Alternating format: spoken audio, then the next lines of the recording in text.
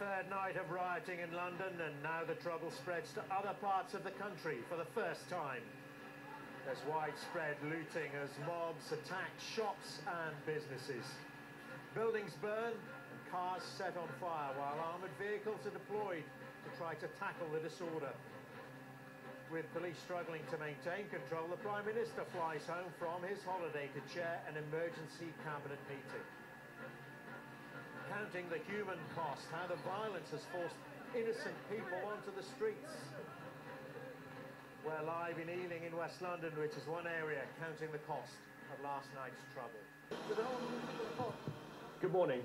I've come straight from a meeting of the government's COBRA committee for dealing with emergencies, where we've been discussing the action that we will be taking to help the police to deal with the disorder on the streets of London and elsewhere in our country. I've also met with the Metropolitan Police Commissioner and the Home Secretary to discuss this further. And people should be in no doubt that we will do everything necessary to restore order to Britain's streets and to make them safe for the law-abiding. Let me first of all completely condemn the scenes that we have seen on our television screens and people have witnessed in their communities. These are sickening scenes. Scenes of people looting, vandalising, thieving, robbing, scenes of people attacking police officers and even attacking fire crews as they're trying to put out fires. This is criminality, pure and simple, and it has to be confronted and defeated. I feel huge sympathy for the families who've suffered, innocent people who've been burned out of their houses, and to businesses who've seen their premises smashed, their products looted, and their livelihoods potentially ruined. I also feel for all those who live in fear because of these appalling scenes that we've seen on the streets of our country.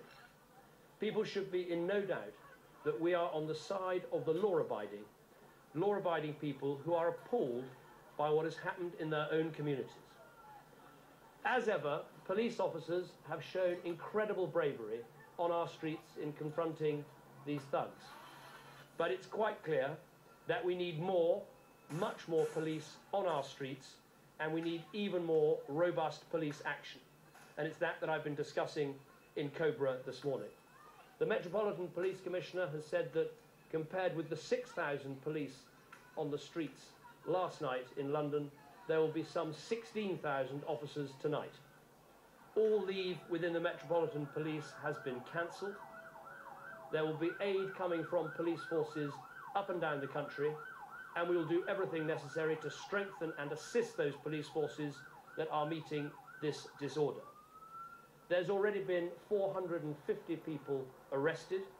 We will make sure that court procedures and processes are speeded up, and people should expect to see many more arrests in the days to come. I am determined, the government is determined, that justice will be done, and these people will see the consequences of their actions. And I have this very clear message to those people who are responsible for this wrongdoing and criminality. You will feel the full force of the law. And if you are old enough to commit these crimes, you are old enough to face the punishments. And to these people, I would say this: you are not only wrecking the lives of others, you're not only wrecking your own communities, you are potentially wrecking your own life too. My office this morning has spoken to the Speaker of the House of Commons, and he has agreed that Parliament will be recalled for a day on Thursday, so I can make a statement to Parliament and we can hold a debate, and we are all able to stand together in condemnation of these crimes, and also to stand together in determination to rebuild these communities. Now, if you'd excuse me, there is important work to be done. Thank you. Bad, I got pacemaker. Look, I got my heart, everything. I got pacemaker, valve, body, everything. Please, go home and behave yourself. Prison is no good. You know? You've served 11 years. More than 11 years, not at once, all together, you know? And I regret it all, you know? I've regretted it all, you know? Your message as someone who has been involved in riots, who has protested for many decades, this is no good. This is no good. We work for nothing. We work for nothing. All these years I spent protesting, I could have been looking after even my daughter. They won't even die of cancer. I could have bring her to hospital and check her up and made sure everything is all right. Please, I beg you, please. Maybe 5 officers trying to hold back a tide of them. And the officers were completely powerless for that first hour and a half. And the youth had run of the entire street, which I'm standing at the bottom of this morning, and it's completely smashed up. It's been blocked off by police.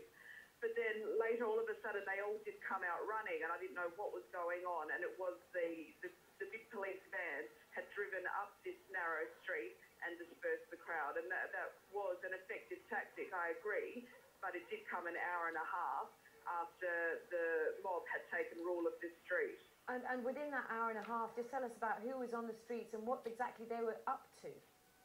Well, they were kids. There was no other way to describe them. They had hoods on. They arrived in the area already with their faces mostly scarfed, so they couldn't be identified. And they were taking armfuls and armfuls of gear, mostly mobile phones. The Debnams on the corner was smashed into quite early. And then a sports store and sneakers and bags of goods. There was one young girl who could barely hold in her arms everything she'd stolen. Capital, it intensified here. By early evening, many residents left their homes. Distressed by events, but wise to get out.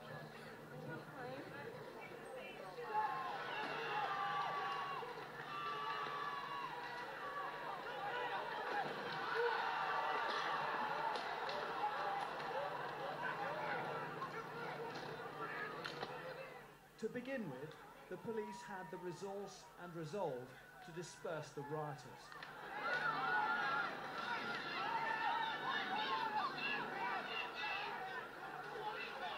Sometimes pushing them back with mounted riot officers into nearby Hackney Downs.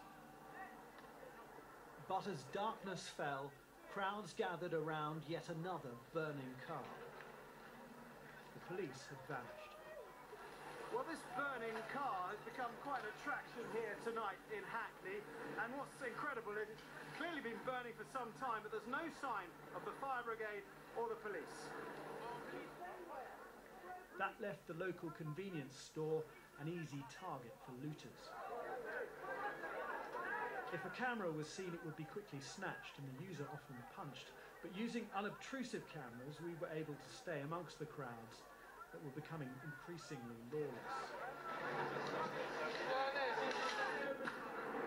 Emboldened, the looters of Clarence Road spilled into the retail thoroughfare of Mare Street. Santander Bank was smashed into. And then finally, the police arrived. They pushed the mob back into the burning wastes of Clarence Road.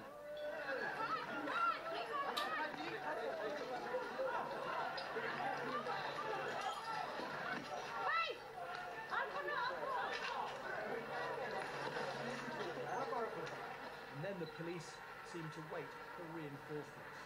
These protesters have had pretty much free rein on this street for the last 3 or 4 hours. Now the police are trying to reclaim it. They've come in force with dogs and police officers in riot gear. But the protesters are still throwing missiles as we approach. And soon it was the police retreating, leaving only a thin line protecting the shops. Into the small hours, they fought over a litter-strewn junction. Young men ripping up their own streets to throw rocks at the police, bringing fear to their own community.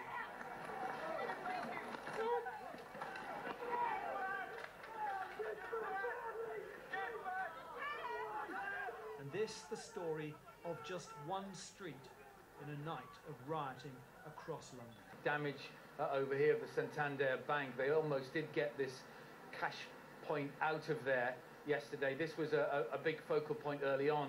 It started about 7 o'clock. In fact, a lot of the shops closed early because the police were concerned, and the police were on the streets very early indeed. We saw very small groups of youths wandering around, masks with hoods on, covering their faces as much as possible. Similar kind of tactics to what we've seen, some of them with big blocks of concrete, some with wire cutters, to get inside of specific buildings, to get inside of mobile phone shops or clothing shops. Honey, where's the safe? Where's the keys? Give me the keys. You've got the keys. I went to the stock room and phoned the police quietly. I said, I'm sorry, I'm going to have to talk to you quietly. We've got raiders on the premises. They're wrecking the place. They're beating up my friend. They're beating up, trying to get in the staff room. She said, right, don't worry. Stay where you are if you're safe. We'll get the police out to you. They never turned up, ever. If we were left there by the police, sitting duck, slightly making 2 calls to the police, one of them said, if you haven't got the keys and you don't give me your bag, I'm going to kill you. I'm in Western Croydon on a part of the London Road where around 1,000 youths, I'm told by residents and business owners who live here, rampage down the streets from about 4 o'clock, setting buildings on fire and then looting many of the shops.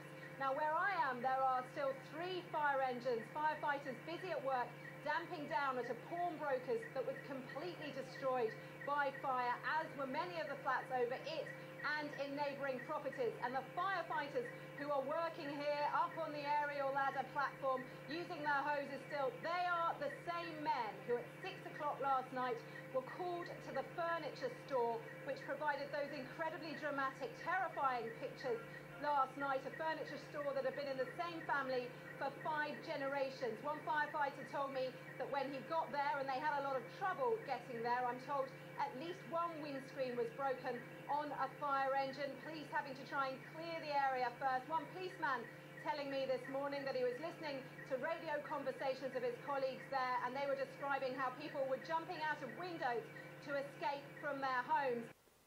A peaceful protest in Tottenham on Saturday over the fatal shooting of a local man by police has escalated into the worst unrest in Britain for decades. Police have struggled to cope with the escalating violence. But at the moment, the priority is to regain control of the street. You say you're speaking to shopkeepers and residents of your constituency last night. Certainly in other parts of London, there was some concern from people that actually the police held back for too long. It was an hour and a half, 2 hours before they eventually sought to restore order. Does that concern you? I think you cannot question the bravery of individual police. And I spoke to many of them last night. However, I think you can question the strategic thinking, particularly actually on Saturday night, which was a decisive night in terms of the looting, because people saw on their televisions people allowed to loot for 4 or 5 hours completely unchecked. And so everyone started to think, well, if that can happen in Wood Green Shopping City, I can have a bit of that. What do you think your constituents and people elsewhere in London and indeed in other parts of the country, there'll be people who want to do something to help restore the balance in some respect? What can ordinary people do? Well, some of my constituents are meeting this morning at 10 o'clock to clean up Hackney, and I think that's happening in other parts of London.